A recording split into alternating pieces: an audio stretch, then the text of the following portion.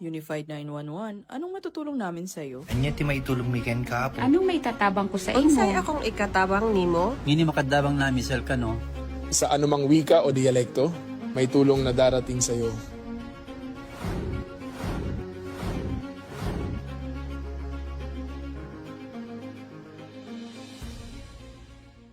Lilingkod sa bawat Pilipino at magbibigay ng tamang impormasyon para sa tahimik at maayos na Pilipinas. Police News Network, alagad ng batas, tagapagtaguyod ng balitang pulis, sandigan ng mamamayan, patnubay ng katotohanan. Kampo Krame, maghahatid ng pinakahuling kaganapan at nagbabagang balita. Ito ang PNN Police News Network. At ngayon, ang inyong mga tagapagbalita. Magandang araw, bagong Pilipinas. Ako ang inyong alagadang batas, tagataguyod ng Balitang Pulis. Patrolman Edwin Baris. Maghahatid sa inyo ng tamang balita, kwento ng pulis at serbisyo para sa mamamayan. At ito ang PNP News Online. Ang pangunahing balita ng Police News Network. Alagadang batas, tagataguyod ng Balitang Pulis.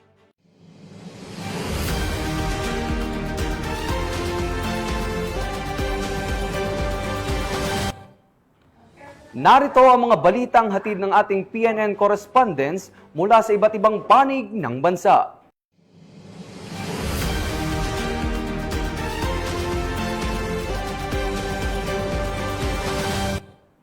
Hindi lang seguridad sa publiko ang handog ng Philippine National Police, kundi kaalaman at malasakit matapos ang Community Outreach Program kung saan nagkaroon ng pamamahagi ng school supplies at feeding program sa Rosales, Pangasinan. Ang magandang balita ay hatid ni Police Master Sergeant Marvin Jake Romero.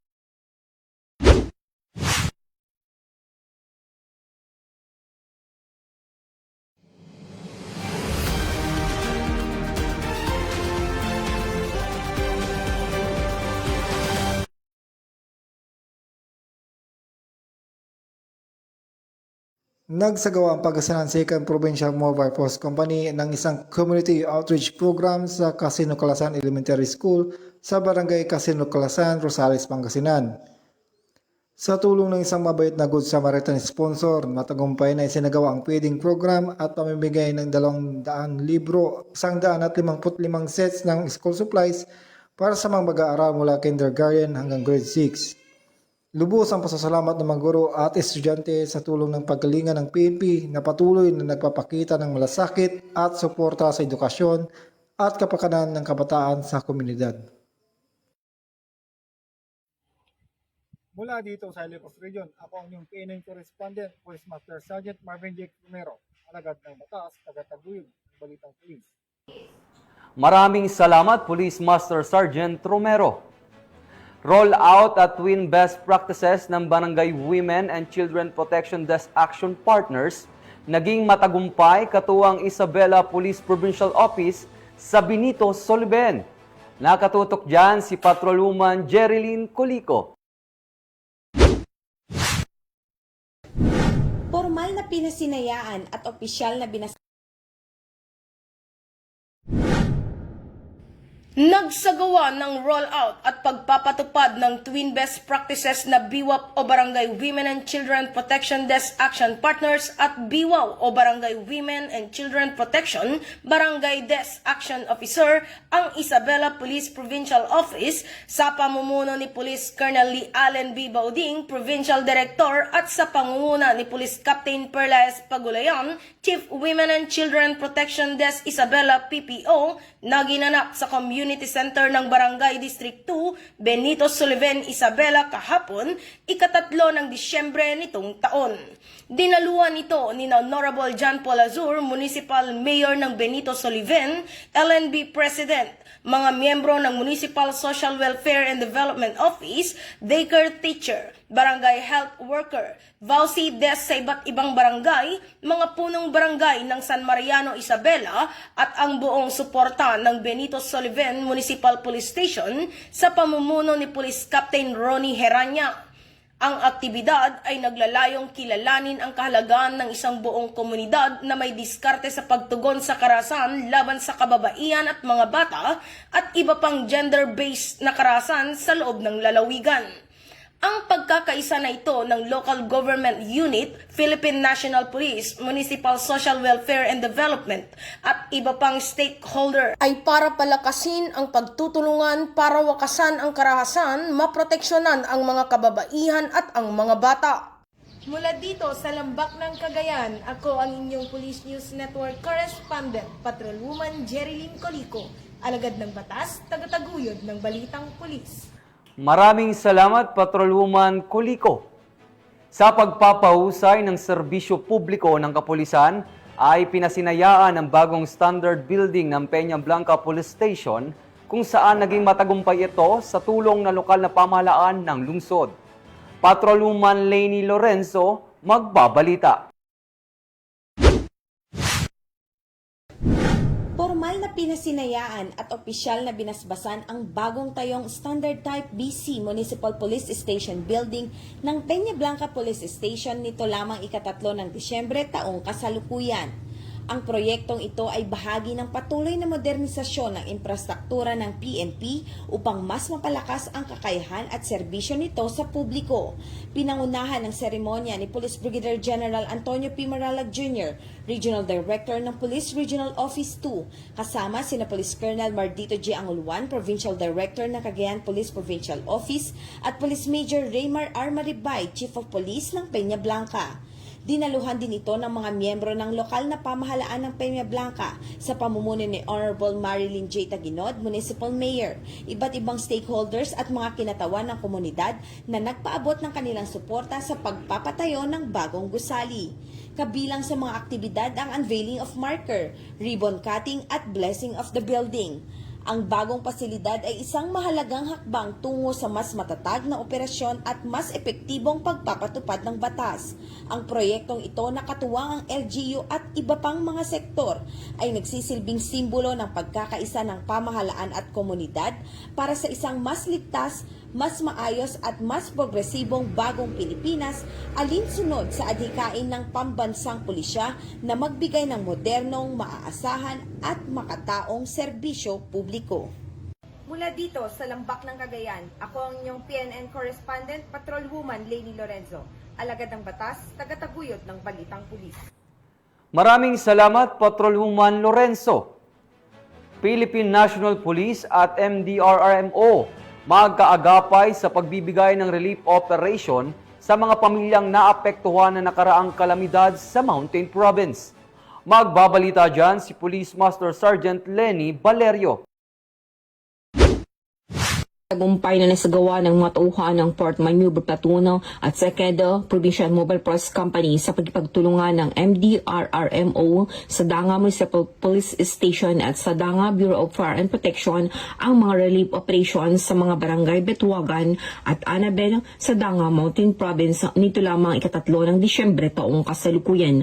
Tinitiyak ang ng magkasanib na pangkat ang napapanahon at maayos na pamamahagi ng mga relief goods sa mga pamilyang apektuhan ng mga nakaraang kalamidad. Nagbigay ng suporta ang nasabing Port Maneuver Platoon at tumulong sa maayos at mahusay na paghatid ng mga mahalagang supply sa mga nasabing nasasakupan ng 2 barangay. Mula dito sa Riyon ng Cordillera, ako ang inyong PNN Correspondent, Police Master Sergeant Lenny Valerio, alagad ng batas, tagataguyod ng Balitang Pulis. Maraming salamat, Police Master Sergeant Valerio. Hindi na nakapalagpa ang isang 27 anyos na lalaki matapos ang isang matagumpay na anti-illegal drug operation ng mga otoridad sa Buena Vista, Guimaras. 70,000 pesos na halaga ng illegal na droga, kumpiskado. Tinutukan niya ni Patrolwoman Dominic De Palubos. Sa patuloy na mas pinaigting na kampanya ng Philippine National Police laban sa iligal na droga, naaresto ang isang 27 taong gulang na lalaki sa matagumpay na bypass operation ng Provincial Drug Enforcement Unit, Guimaras Police Provincial Office sa Barangay Maclean, Buena Vista, Guimaras nito lamang ika-2 ng Disyembre taong kasalukuyan. Kinilala ang suspect bilang alias Mark presidente ng Purok Dancing Lady Barangay Supang sa nasabing bayan. Nakuha mula sa kanya ang 5 sachet ng hinihinalang shabu kasama ang bypass item na may kabuuang bigat na humigit kumulang 11 gramo at may tinatayang halaga na 77,000 piso. Sa kasalukuyan, nasa kustodiya na ng Buena Vista Municipal Police Station ang sospek habang inihahanda ang kasong paglabag sa Republic Act 9165 o ang Comprehensive Dangerous Drugs Act of 2002. Ang matagumpay na operasyon ay patunay ng walang sawang dedikasyon ng kapulisan na wakasan ang iligal na droga sa lalawigan. Patuloy namang nananawagan ang Police Regional Office 6 sa publiko na maging katuwang sa kampanya sa pamamagitan ng pagbibigay ng impormasyon at pagsuporta sa mga programang pangkapayapaan at pangseguridad. Sa patuloy na pagtutulungan ng komunidad at kapulisan, umaasa ang PNP na tuluyan nang mababawasan at tuluyang mapuksa ang banta ng iligal na droga. Isang hakbang tungo sa mas maunlad at mas ligtas na hinaharap. Mula dito sa Police Regional Office 6, ako ang inyong Police News Network Correspondent, Patrolwoman Andrea Dominic de Palobos, alagad ng batas, tagataguyod ng balitang pulis. Maraming salamat, Patrolwoman De Palubos. Arestado ang isang high-value target sa isinagawang drug buy-bust operation ng mga otoridad sa Cebu City. Mahigit 700,000 piso na halaga ng shabu ang nasabat. Ang buong detalye ng report ay mula kay Patrolwoman Judith Nicanor. Suwak parehas ang isang babaeng high-value individual matapos itong mahulihan ng 749,000 na halaga ng hinihinalang shabu sa isinagawang buy-bust operation ng mga operatiba ng Cebu City sa Sitio Lawis, Barangay Pasig, Cebu City nito lamang nakaraan. Kinilala ni Police Captain Giancarlo M. Reyes, Officer in Charge ng Police Station 6 Cebu City Police Office, ang high-value individual na suspect na si Lizelle, 20 anyos, na residente ng Ermita Proper, Barangay Ermita, Cebu City. Batay sa ulat ng mga otoridad, bandang 2:00 ng madaling araw nang ikinasa ng mga operatiba ang buy-bust operation na nagresulta sa pagka-aresto ng suspect at pagkasabat ng 6 na plastic sachets ng hinihinalang shabu na may timbang na 110.2 grams na may 749,360 pesos na standard drive price, buy-bust money at isang pouch. Samantala, kasulukuyang nasa kustodiya ng Police Station 6 CCPO Custodial Facility at maharap ito sa kasong paglabag sa Section 5 at 11 ng Article 2 ng Republic Act 9165 o ang Comprehensive Dangerous Drugs Act of 2002. Patunay ang matagumpay na operasyong ito sa patuloy na kampanya ng mga kapulisan laban sa iligal na droga para sa kapayapaan at kaayusan ng komunidad. Mula dito sa Cebu City, ako ang inyong Police News Network Correspondent, Patrolwoman Judith Nicanor, alagad ng batas, tagataguyod ng balitang pulis. Maraming salamat, Patrolwoman Nicanor. 43 taong gulang na babae, arestado sa isinagawang intel-driven operation ng Zamboanga City PNP. Patrolwoman Joyce Abiog sa report. Ng mga tauhan ng 2nd Zamboanga City Mobile Force Company, katuwang ang Zamboanga City Police Station 11 at TSC RMFB 9, ang isang babaeng kabilang sa top 10 most wanted person municipal level matapos magsagawa ng intelligence-driven operation sa Barangay Zone 1, Zamboanga City. Kinilala ng mga otoridad ang naarestong suspect na isang kontraktor, 43 taong gulang at residente ng Barangay Camino Nuevo, Zamboanga City. Inaresto ito sa bisa ng warrant of arrest sa kasong stapa alinsunod sa Article 315 Paragraph 2A ng Revised Penal Code na may criminal case number 59695 ng Branch 2 9th Judicial Region, Zamboanga City na may inirekomendang piyansang 18,000 piso. Sa ngayon, ang nasabing suspect ay nasa kustudiya na ng Zamboanga City Police Station 11 para sa kaukulang dokumentasyon at disposisyon. Patuloy namang pinaalalahanan ng publiko na makipagtulungan sa mga otoridad upang mabilis na matugunan ang mga kasong kriminal sa lungsod. Mula rito sa Zamboanga Peninsula, ako ang inyong PNN Correspondent, Patrolwoman Joyce Abiog, alagad ng batas, tagataguyod ng balitang pulis. Maraming salamat, Patrolwoman Abiog. At yan ang iniulat ng ating PNN Correspondent mula Luzon, Visayas at Mindanao. At mga ka-PNN, 21 days na lang, Pasko na.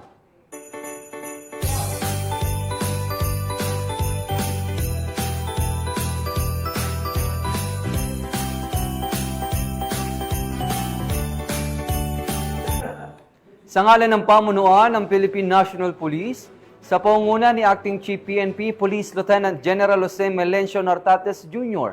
at sa pamumuno ni President Ferdinand Marcos Jr., kami ay maglilingkod sa bawat Pilipino at magbibigay ng tama at balanseng balita.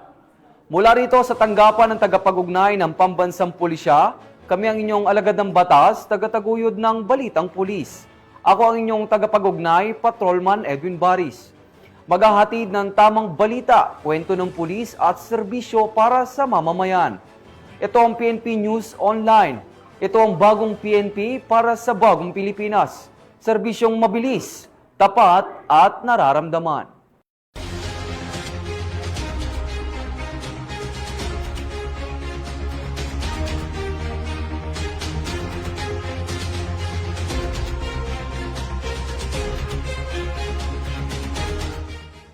Police News Network, alagad ng batas, tagapagtaguyod ng balitang pulis.